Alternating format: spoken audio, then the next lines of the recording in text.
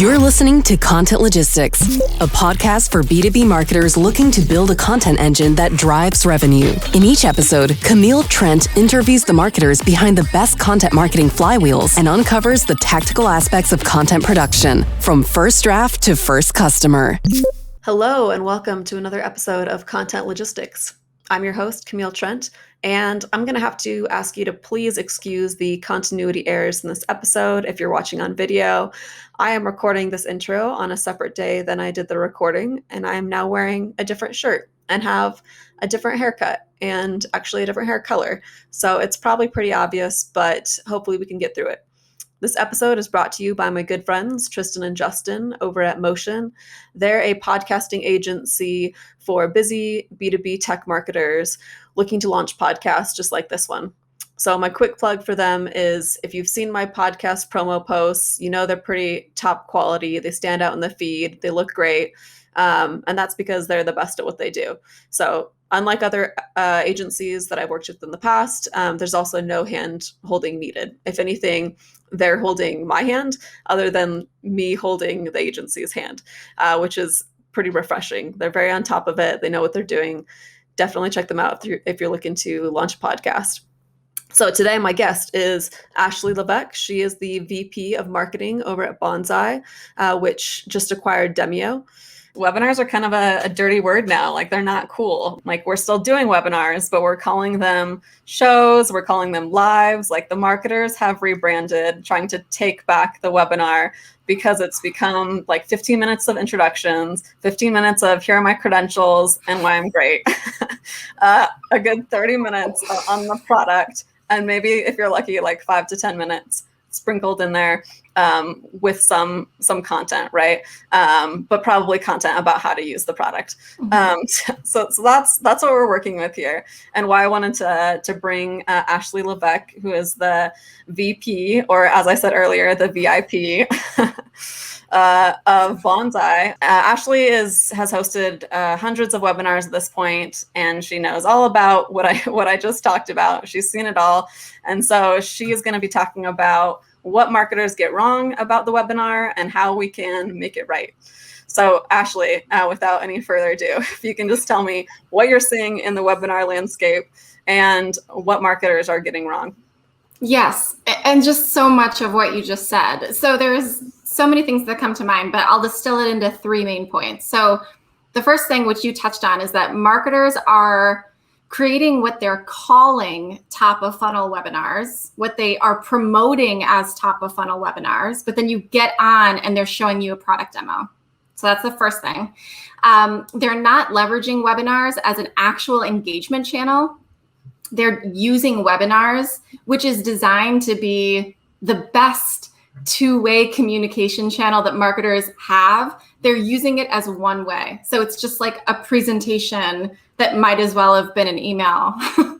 And the third one is just bad marketing in general. It's like marketers are saving all their bad habits just for webinars. So they don't know their target audience, and they don't know what their target audience really wants. So I call it the desired outcome. Well, I don't call it that. A lot of people call it that. I just adopted it.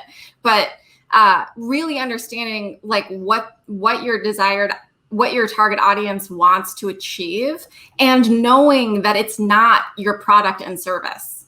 Like, you're using Demio as an example, right? We built the world's best webinar platform, and yet the marketers that we target every day do not wake up every morning thinking, my goal is to have like a great webinar platform. Like, that's not the thing. So you have to frame all of your marketing outside of that, which I feel like we as marketers know, but for some reason, when we get on a webinar, we just like ruin it. We just do all this bad nonsense. And so those are the main things that I'm seeing. Yeah, no, I love that. So the thing that came to mind is I was just kind of reading up on, creating categories, right? Creating categories in marketing. And one thing that I think Christopher Lockhead said that stuck with me was, like, category leaders when they talk about the category and not the product, right? Like, that they back up and they create that space for their product, right? Because they are talking about the problems, like we're doing right now. Like we're talking about the problems of webinars, right? And we're talking about like when and why to use webinars, how to get better with webinars. And if you give people that information, then they're like, okay, I'm bought into webinars, as I'm just webinars, period. And then like when they think about the vendor, they're like, well, who helped me with the webinars? Like who knows a lot about webinars? And then they think of Demio, right? And so and now Banzai, sorry. But that's kind of like how it works to kind of like catch everyone else up. And it is like a super, super hard balance, because sometimes marketers stay too top of funnel, in my opinion. Like we just talk about like, what is marketing? What is the webinar? You know, but then you can go too far of going like too like bottom of funnel to like, this is our product, this is how it fits in. And so so understanding like where the webinar lives, I think, is important. So for you, do you think of it as top of funnel, middle of funnel, bottom of funnel? Like how do you think of it in terms of the marketing landscape? All of the above. I mean, this is really where webinars shine, is that they are appropriate everywhere in the funnel. So I've seen companies do great success with your general top of funnel webinars, just like you said, very thought leadershipy, very educational, really appropriate for people who don't know your brand, don't know your service, don't know your product. Then using webinars in the middle of the funnel when they are ready for sales demos, product demonstrations, case studies, and then at the bottom of the funnel, using it for customer onboarding, feature announcement and releases, training. Like, again, if we reframe webinar to be an engagement, relationship building opportunity that marketers have, suddenly we've opened up the scope of what a webinar can be outside of just a sales motion, which is how too many marketers are using it right now.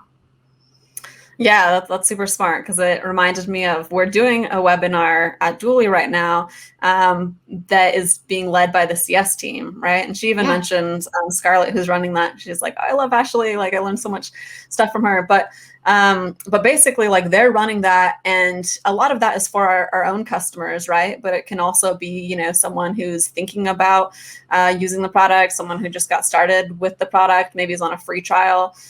So that kind of stuff is more like, that one's called Schooly with Dually, right? So it's like walking you through like how to use the product, like from a tactical standpoint. But you know, that might not be right for what the marketing team is going to do, right? And I like that like our CS team is able to like have like their own webinars that addresses like our customer needs. This is more customer marketing. I've seen ClickUp do that really well too.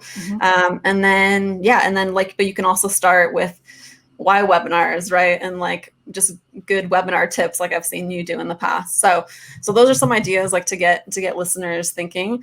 Tell me about a few underrated webinar tactics that marketers should use instead. We've talked about what to do, what they're doing wrong. What should they do instead?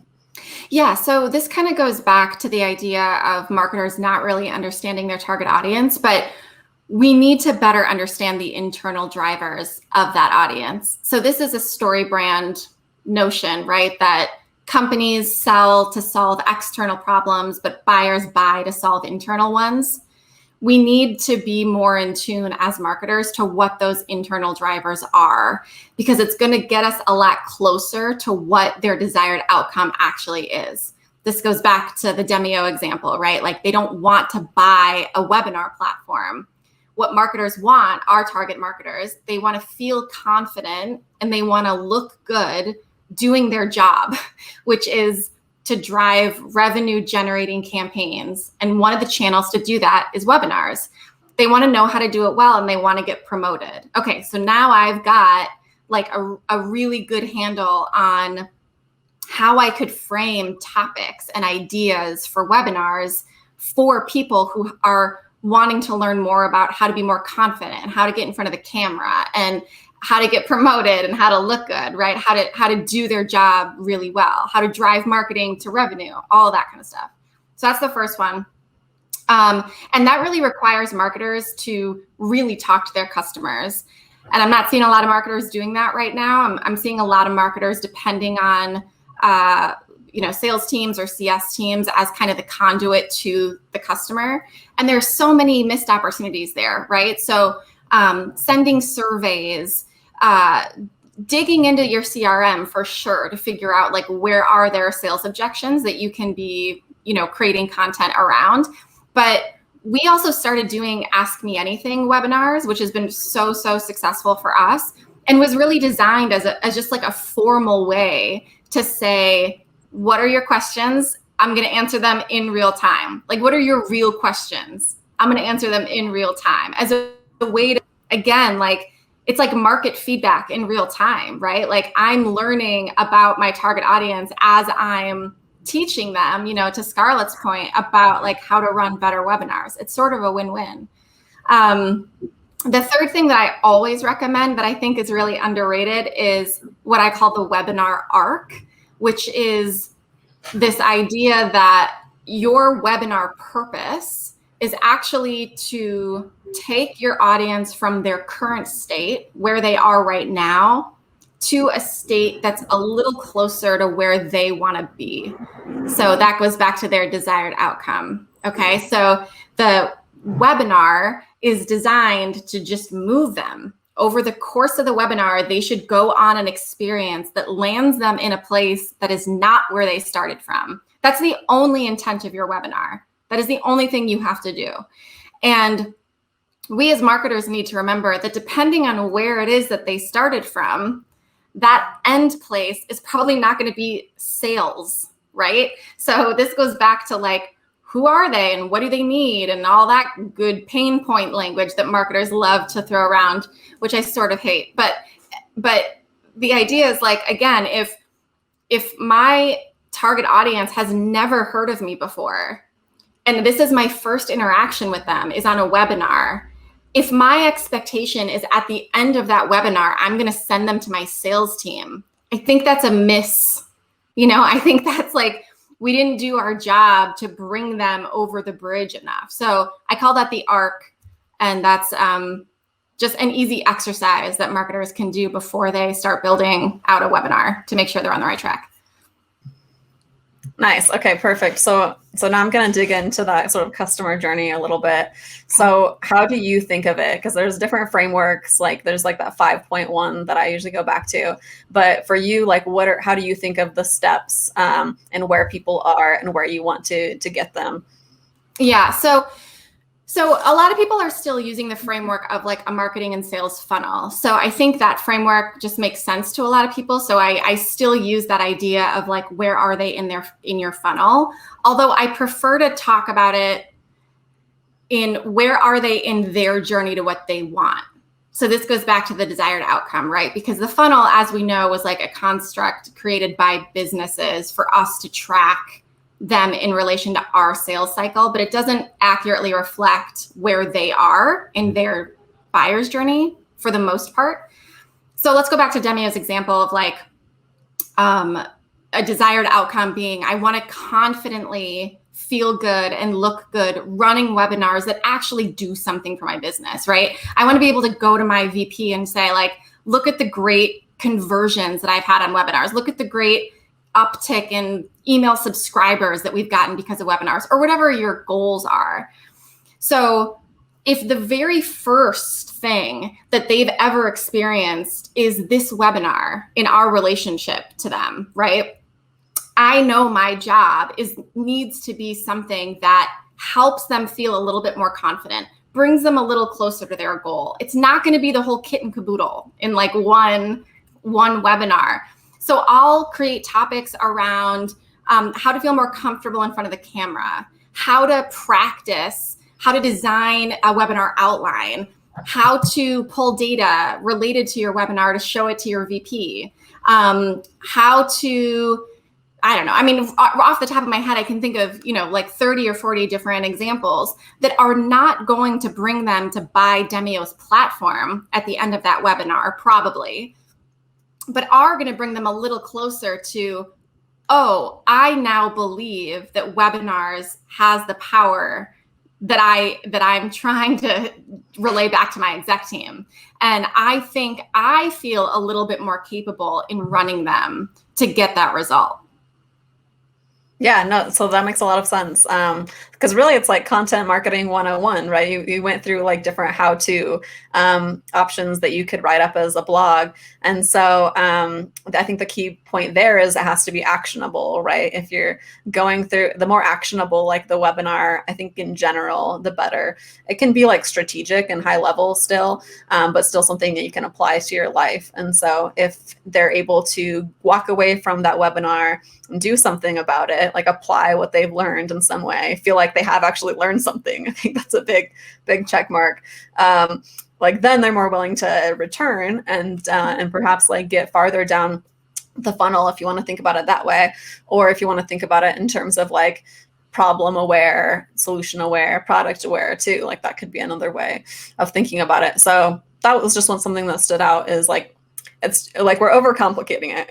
It's content marketing, like it's sharing like relevant. That was a big point that you hit on, like know the customer, find out what's relevant to them, and then make the content good and actionable. And if they feel like they are meeting like some of those internal needs, like little by little, like then that is success. Like that's moving them along. And you're not going to be able to do that pitch like in 1 hour, bring them from like zero awareness like to 100% bought in. Like that is a stretch. And so trying to not think about it that way and not feel rushed, I think is what happens to a lot of marketers. Okay, so my next thing here was just your aha moment with this. So I don't know, like there's obviously been a lot of different webinars out there, different ways of going about it. We've talked about how we've all been to like the pitch webinars, and it can be tempting because you want to like make the webinar worth it. Like you want to include your product there somehow if like your brand is backing it. So when did you realize that this was the better way to do it? And how did you refine your process?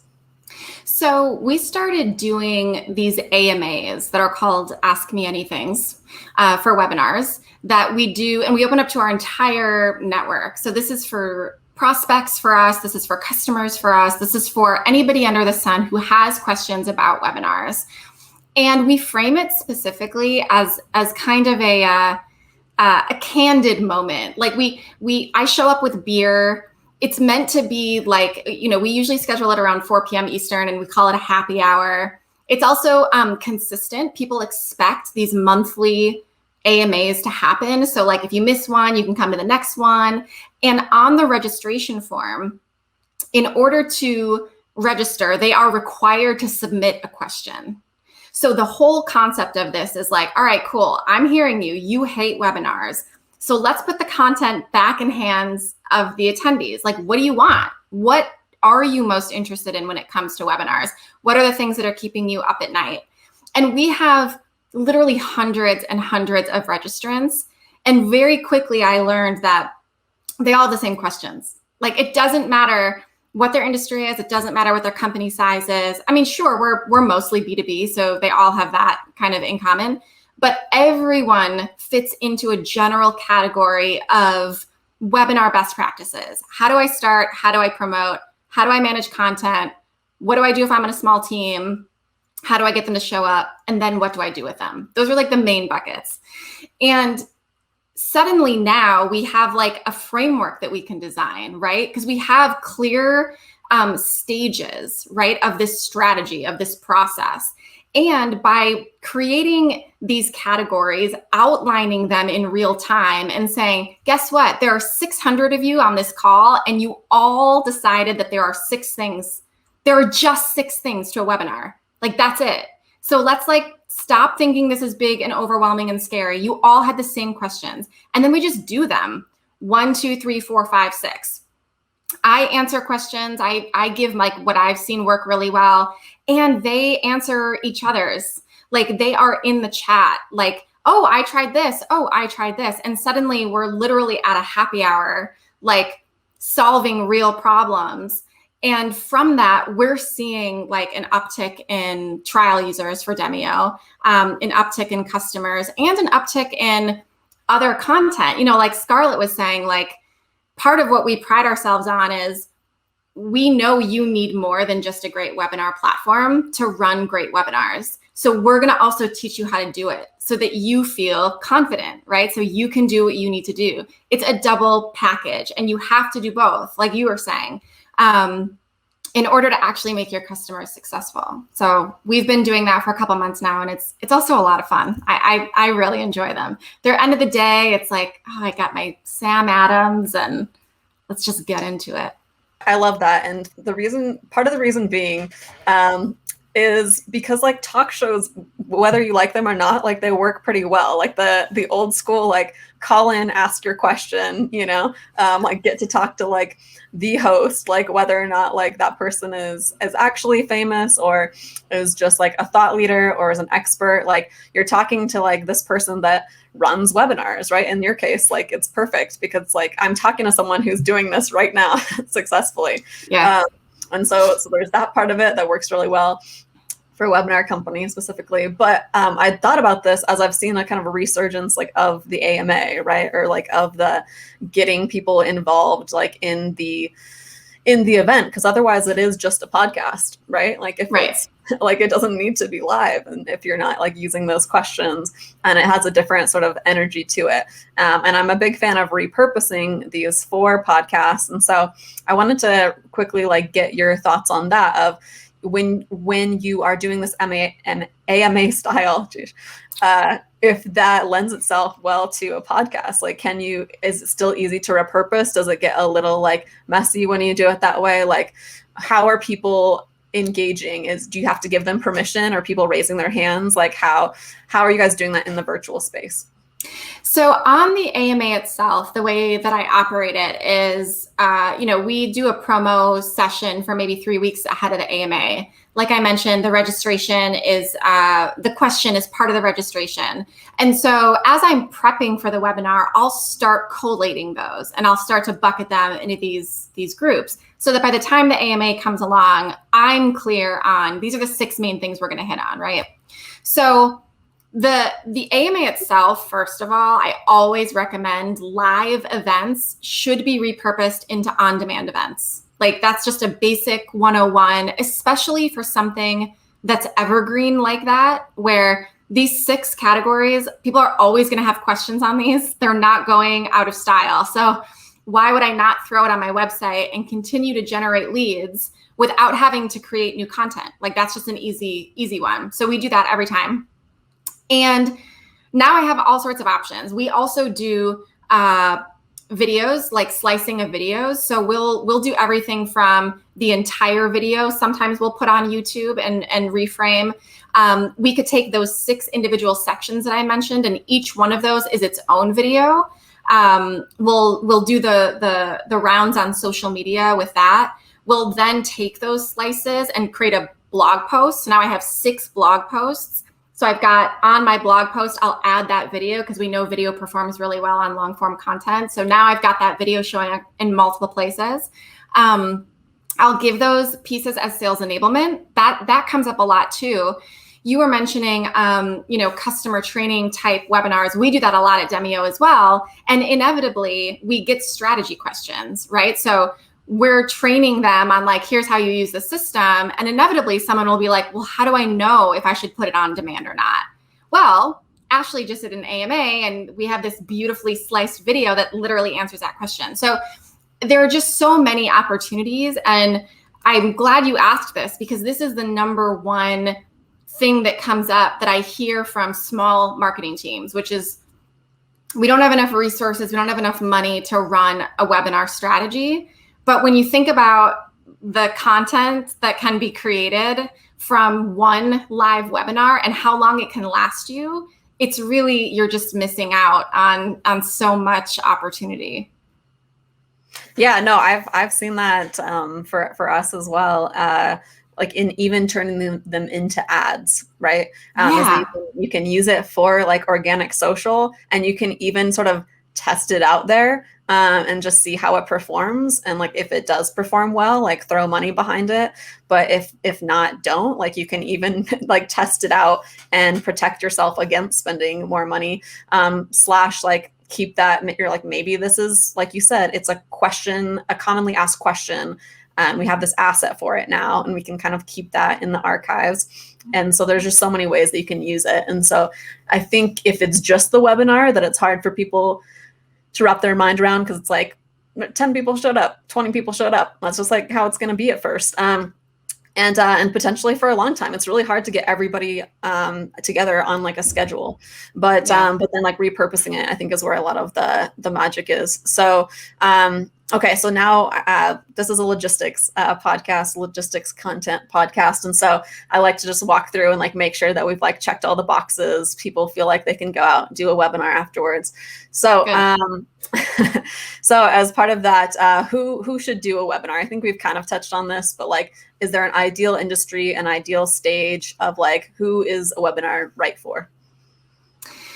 So my go-to is any business or sales model that requires relationship building, which is pretty much all of them. Unless for some reason you really either don't have a sales motion that requires like interaction of any kind. But again, because we talked about webinars, being perfect for every stage of this process, there are very few businesses or industries or types that I would think wouldn't be served by having a two-way communication channel with somebody, prospect, customer, reactivation. I mean, I can't imagine what that would look like. But again, this is why we have to reframe the webinar. A webinar is not just a sales tool. A webinar is a two-way communication platform that is designed to build a relationship with somebody. So use it that way. Perfect. Yeah, no, these are kind of just going to be like bulleted, like walkthrough, but okay. Everybody out there, go start a webinar. Yep. Okay. So strategy, walk me through like how you set the strategy for a marketing webinar. Okay. Quick checklist. So number one, you do have to design a webinar goal, and it should always impact a business goal. So right away, if you're starting a webinar strategy by thinking like, what topics should I do a webinar on? Like, you're already off base. You start with a business goal. What are my quarterly business objectives? What are the business objectives for the year, whatever? And then how is marketing impacting that? And then, okay, how is my webinar going to impact that? So you have a webinar goal, right? That has to have KPIs and metrics to help you know if you were successful. We talked about the webinar arc. That's step 2. Okay, so now that you have a goal, now start thinking about who's your target audience that's going to best be served by the goal that you've got. And what do they want? What do they need? What are their internal drivers? What's going to help serve them? And how are you going to bring them from where they are to where they want to be? Then you can build webinar topics. Now that you know your people, where they're at and where they're trying to go, now, just like you and I did spitballing like 5 minutes ago, we have all these ideas of different topics that are going to serve them. Pick one and then promote. That's basically it for the beginning part of your webinar, at least. Obviously, you should do something with them after, but just to get the webinar off the ground, that's basics, 4 steps. Perfect. Yeah. And then just to reiterate, it's not about just spitballing topics. Like, there is a step before that that is very important. So just emphasizing that one. Okay. So preparation. So right before the webinar, like, now what? Like, you know what to do. You kind of like know who like the guests are going to be. But like, what's your checklist here? Yeah. So when I think about guests, first, I like what you said at the beginning, which is I go to a lot of webinars that seem to be guest driven. Like, the shiny name was what got all of my people there, but the content is severely lacking. And what's going to happen there is you're going to lose all of your attendees. First of all, they're going to bail like halfway through all of the accolades that you're listing off for your guests that nobody cares about. And they're going to be mad, and you've now ruined your reputation, right? Like, you do one bad webinar, by the way, in the same way that like you write one bad ebook, and you've now like infiltrated the market with a perception. If you have bad marketing, you have a bad product. Like, that's just the way people think, right? So when I think about guests, I think about, is it going to serve my content, right? So I'm running AMAs, and 80% of my prospects coming in are asking about, how do I know when to kick my webinar attendees to sales. The majority of the people want to know about this. So that in turn gets me thinking, maybe I should bring on a sales rep. Maybe I should bring on an SDR to have a conversation about what the handoff looks like and what the expectation looks like and what the qualifying looks like. That makes sense, right? When I am doing partner webinars, we do a lot of partner webinars. I show up with clear expectations, a creative brief, and a timeline and a promotional calendar. So having done a lot of webinars and having literally hundreds of asks in my email every single day, like, will you do a webinar with me? Let me just say, the worst way that you can ask someone to partner with you is to send them an email and say, do you want to do a webinar together? Like, what do you think we should do? No, don't do that. Come, right? You've got a webinar arc, you've got KPIs and a goal. You aren't starting from zero. So stop putting your expectations on your partner. This is a collaboration. So what are you each bringing to the table? You need to design a shared promotional calendar. Make sure that it's clear and organized and leveraging off of each other's. Like, you're going to do social this day? Cool. I'll make sure to get in there and write some comments about it. And I'm going to do social this day and you do the same. And all of our employees are going to do it. And suddenly we've got this beautiful spider web of like how we're actually using each other's network to infiltrate this event. So yeah, any other tips like around preparation, like things that you have to do beforehand? Yes, definitely rehearse. I recommend, especially if it's your first webinar, to actually test your entire webinar funnel. So that means like make sure you're testing your landing page optimization opportunities, how your registration is operating, email notifications and reminders, what those look like. Absolutely be sure that you're testing your actual script and presentation if you have one, that you're really comfy inside of your platform, and that you are testing your post-nurture flow if you're doing that as well. So we want to, again, think about like the holistic experience that our attendee is having with all of these touch points that represent our brand, not just the presentation itself. So definitely that. And of course, like if you're someone who gets nervous, if you're someone who needs a little bit more prep time, take it. Like block it out on your calendar that you're going to write an outline, that you're going to practice. This doesn't have to take up a ton of your time, but it can help you feel more comfortable. Ask for feedback. Do a presentation in front of somebody. Do it in front of the mirror. Do affirmations. I don't know, whatever like you need, whatever your thing is. But I still write out outlines to this day because it helps me stay on track. Otherwise, I'll just start talking about random stuff and suddenly I've forgot your question like I just did 5 minutes ago. So yeah, stick with your outline. Yeah. You know that like I sent you an outline for this. So I have like that one like check out of the many. But it really is just as much for the host like as it is like for the guest, because it's like you said, it's so easy to like get off track and to just like get chatting, which is fun, but not super helpful or actionable for everyone else. And so Absolutely if it's a business webinar, if it like has a purpose, which it should, because right, you're starting with your business goal and you're working back from there, then for me, like that's been helpful to have an outline to make sure I don't completely go off the rails, which hopefully I'm not doing right now. Okay, cool. Well, another question though was the tools that you use for the calendar. So you mentioned like a shared calendar, like a shared understanding of those promotions. Do you recommend anything for that? I do it in a straight Google Doc. Like I create a Google Doc. We have a template that we use and we just copy it for every partner that we do.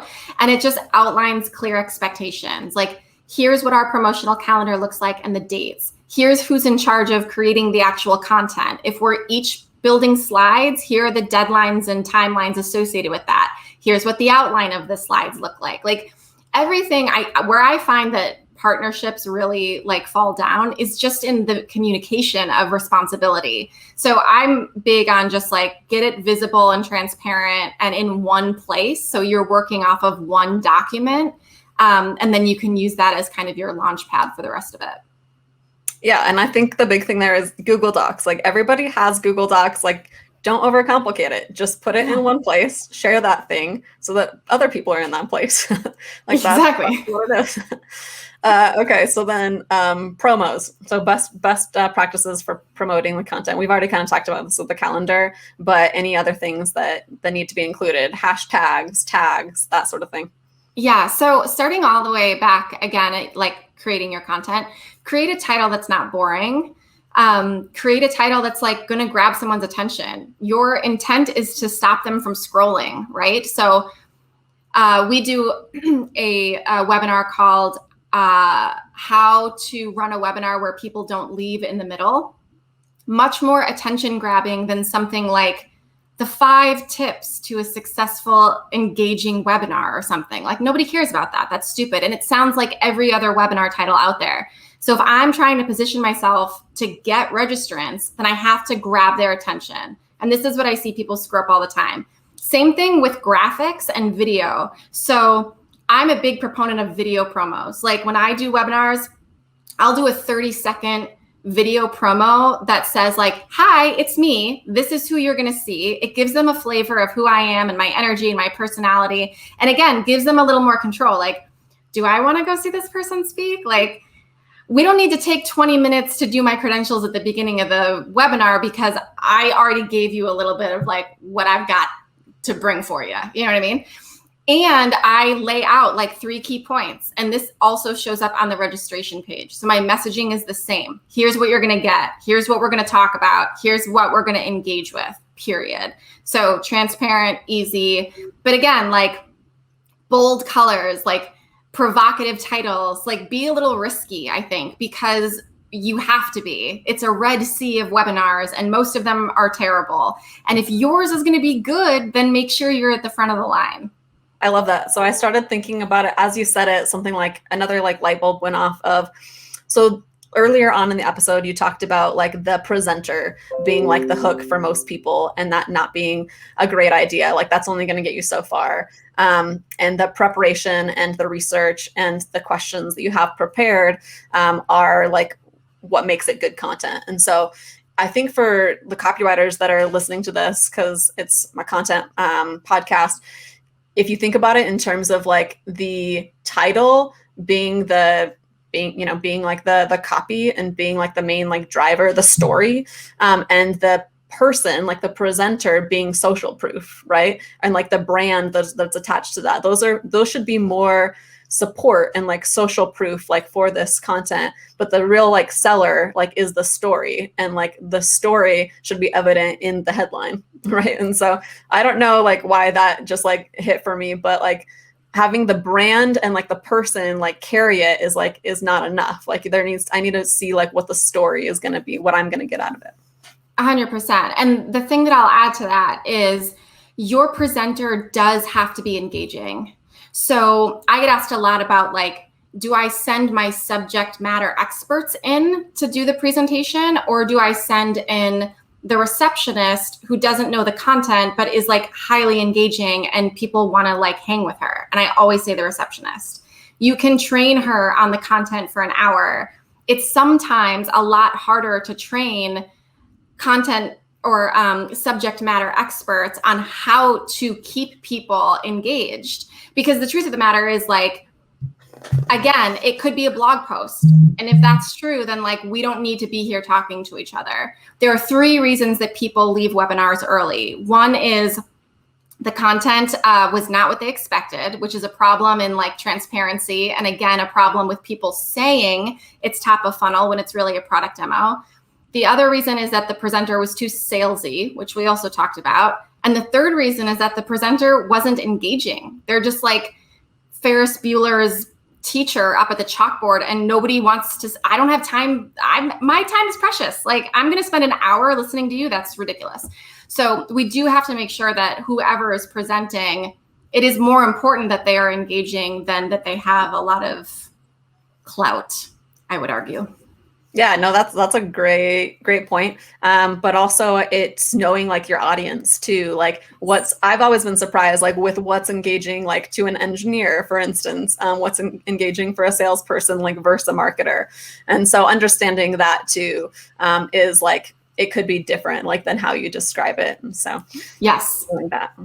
100%. Okay, cool. So next thing, so live, like once you go live, what are some tips to make it good? Yeah, stick to your outline. People who get nervous sometimes black out. This has happened to me before when I first started speaking, and I used to be an actress. So I would get on stage and do a scene, and I'd come off stage and I'd be like, I have no idea what just happened. Like, you just kind of lose track of yourself in moments like that. Outlines are designed to keep you on track. So check your teeth for spinach. You know, I keep treats, dog treats. I learned that from Demio's co-founder, David Abrams, like handy, just in case the mailman shows up and my dog starts barking. Just set up your environment in a way that makes you feel confident and secure, and then just do it. Half of the battle is just like showing up and doing it. And the more you do it, the better you will get. You have to practice. That's just part of what it is. Yeah, no, I've had like one like mortifying experience. It was like my third podcast of just completely blanked, like had the questions, but like couldn't look for it. And I was like, well, like, I guess we're cutting this part. Here we are. Yeah. And I guess that is the beauty of like starting with a podcast first and like backing that into a webinar. That's just a good way to practice. Talking to, I think, a lot of customers helps, but yeah, just being cool with it. Like being like, well, like, I don't know like what happened there, but we're going to move on. Okay. So repurposing content, we talked about this a little bit. So maybe you can kind of go through your bullet points, but best practices for repurposing webinar content. If it's evergreen, put it on your website. Make sure that you are leveraging the great work that you did. This is the other part about repurposing your webinar is we know it took a lot of work to do that content. Like, why would you just one and done it? Just because the live event is over doesn't mean that your content should go to die. Like, put it on demand for sure. Snip it into multiple different kinds of videos, leverage it across social, definitely blog posts, podcasts are great. And also don't forget sales enablement. Make sure your sales team and your CS teams have access to that content too. Beautiful. Yeah, those are great tips. Okay, so email, like how does email play into this? Both, I think on the promotional side and then after the event. How many times like should you be emailing people so that they show up? And then also how many times, if at all, should you email people afterwards? So I like Demio's cadence. Demio automatically sends email notifications for you if you'd like, which are just reminders, confirmation, and then we do like 24 hours, 15 minutes, an hour, you know, just to kind of say like, it's coming, get excited. I have seen companies leverage and kind of hold on to the recording. Instead of giving it to everybody, they will use it as like a carrot to get people to show up. So they'll say like, you can only see this content if you come. We're not sending a recording. So if that's the case, great. Otherwise, I do recommend you send it immediately following your event. Demio does this really easily too. It automatically can just go out and you don't have to worry about it. So in terms of other emails, I go back to like your webinar arc. So like we talked about, they started in one place, they ended the webinar in another place, and that's where you are now picking up your relationship. So again, thinking about what's going to bring them closer to what they need. Is it, you know, access to more content? Like, do I need to continue to, you know, nurture them via email on here are other tips and tricks, here are other kinds of content you might really like? Depending on where they are, is the next step for them to go to sales? Maybe it's an intro to my SDR or my AE to say like, okay, you're ready for that product demo. So it really depends. But the point again is like, you're picking up where you left off. So don't forget about them. Don't lose the chance to stay with them, and make sure that you're paying attention to some of the cues and intent data that you might be able to learn from the webinar itself.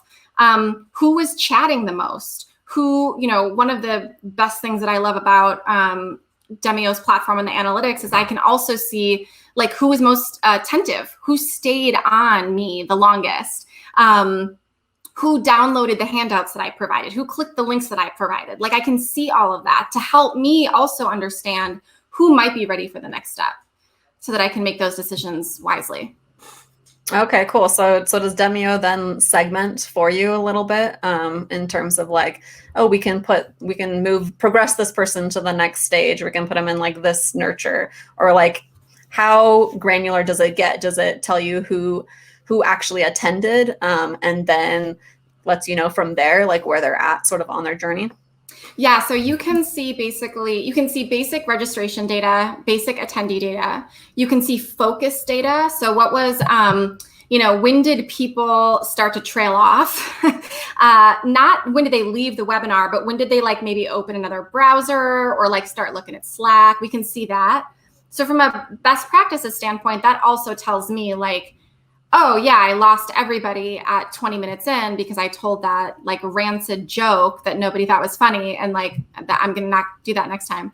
And then it provides data on the engagement tactics. So I can do handouts during the actual event, like PDFs. I can like send that out over the platform. And then on the back end in the analytics, I can see who clicked on that, who actually downloaded that content that I provided. Featured actions are the same thing. They're call to action. So there are URLs that I can send off at any point, and I can see who clicked on that. And then polls. I can see like, who voted for what if I used polls, and I can see who chatted when. So I have a whole chat log, so I can see like, oh, Mike, was 100 out of the 200 messages in chat. Like Mike had a lot to say. Mike might want me to follow up and ask if he has any more questions, or like, did I answer all of your questions? So it just helps me make informed decisions about what to do with these people based on what I learned from them over the course of the event. Nice. Yeah, perfect. Okay, so last thing really here, as far as the framework goes, is resources. So what resources do you need in an ideal world to get this done? So is it in-house? Is it some freelancers? What do you need to create a successful webinar? You definitely need a good platform. So you need something that is going to be seamless and easy for you to use, because like we have mentioned, webinars are scary and they're super overwhelming, and you want it to be easy for you and your attendees. So find a platform that eliminates the friction and makes your life easier, not harder. So that's one. And two, we have a really small marketing team, and we do everything in-house. We produce it, we promote it exclusively ourselves. We use Reach, which is a really incredible product of Banzai's that touches a proprietary audience database that invites them and gets butts in seats. That's what we say about Reach, which is like awesome. It just elevates your event registrations. And we don't do very much paid social or paid advertising for our events, because organic hits our numbers the way that we want it to, which is great. But I think what's more important than number of resources is just kind of the well-oiled machine. So the great thing about webinars is the process, and even to an extent, the content is all repeatable. It's something that you can, once you get it going, you just have to kind of copy, paste, edit, copy, paste, edit, So I think the hardest part is always just going to be the first one that you do. And then once everyone has like their roles in that, you just do it again and again. And it kind of just becomes, hopefully a really results impactful part of your marketing strategy. Nice. Yeah, no, that answers that question for me. Okay, so like, what does a win look like though for this? If you've done like a great webinar, and obviously it's going to depend on, on like the type of business, but maybe talk about like a win that you guys have experienced and like when this sort of really started working. Yeah, so I just get really excited when attendees will tell me afterwards, like, thank you so much. It was exactly what I wanted. Like, the content was exactly what I signed up for. It was more than expected, and I'm actually using it. Like when I see on LinkedIn that Scarlett is like, oh my gosh, I've learned stuff from Ashley that I'm applying to my own webinars. When I get an email from Scarlett where she's like, when are you doing your next webinar? Like, I want to come, that is really powerful to me. We have customers that are seeing like great conversion rates, and like, I can talk about all that stuff too, and like our signups and our customers. But like, I think the hardest part of marketing sometimes is just the building blocks, which is like, how do I create content that people care about? And so when I get people in my inbox that are like, thank you. It worked. It did what I needed it to do. And I can't wait for the next one. I'm like, okay, that's success. We nailed it. Nice. Yeah. I mean, just defining what good content is and then being able to like get to that point where you're delivering in a repeatable way. It's so hard to get there, to like get to the flywheel. Because like you said, that first one is hard, but it's so worth it once you're there, because everything is easier. People like you. It's just a good place to be. Totally. Okay, so just next steps for marketers. What advice would you give them? There's still going to be people that are like, yeah, but like I don't want to be on camera, or like, yeah, but what if it doesn't work for me? Yeah, what if only 5 people show up? So what advice would you give marketers looking to launch a webinar? So I definitely would push them to a free trial. Demio has a free 14-day trial where it's just, the risk is so low. You don't have to pay for anything. You don't have to do a credit card. You don't even have to run a real event in front of real people. Just see what it feels like. Give yourself a chance to practice with your colleagues, to try to understand how long it will take you to create content, to put together a promotional plan, to build a webinar arc. Just start doing it without the headache of, oh my gosh, I'm doing my first one in front of a live audience and I have 600 people on the roster and I've never done this before. If that freaks you out, then do a free trial. It's like an easy gateway to success. If that doesn't freak you out, if you're someone who kind of thrives on like the ability to just jump in and do stuff, then just start. You know, the biggest barrier that I see is all of the questions, like the what if, or I'm scared, or I'm overwhelmed, like totally. And all of those will still be, you know, relevant for you. The definition of bravery is being scared and just doing it anyway. Like, you want to see results, you're expected to provide results. So what do you have to lose by jumping in and just knocking down the checklist that we've outlined here today? Again, remember, the AMAs that I've done, it's like 6 pieces. It's not a million pieces. It's just 6. So just start with 1 and work your way down the list. Yeah, I love that. So I think a theme of this, not webinar, I guess, but this podcast is just do it. Right. Do it. Just do it. Okay. So just how should people or where should people go to learn more about you, about Banzai, just about webinars in general? Yeah. So I'm on LinkedIn, Ashley Levesque. Definitely find me. I do a lot of webinar talk. I do a lot of marketing talk, and I love talking about stuff like this. So definitely make a connection. Demio is at demio.com. That's where you can hook up your free trial. And Banzai is BANZAI.io.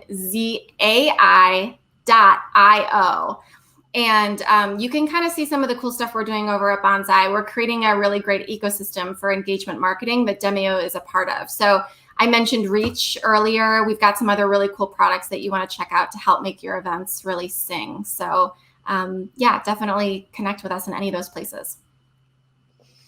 Perfect. Well, Ashley, thank you again for joining. And I think I'll be signing up for some webinars soon. Yeah, thanks for having me. I can't wait to see you. Thank you.